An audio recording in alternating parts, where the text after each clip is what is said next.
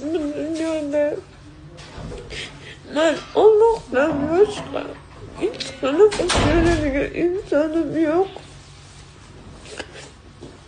2 kundan beri bolnitsada yotibman. Dadam bilim kelgani yo'q. İnsonga qanchalik og'ir sira o'lisira bu qiz dardi yo'q. Bu qiz man uyda kasal bo'lib yotgan paytlarim, gripp bo'lib yotgan paytlarim, hech kim yaxshimisan yonimga kelmagan. Pulim borki medsestrani chaqirib eshigim ochiq turibdi, hushimdan ketib qolgan bo'lsam qarang.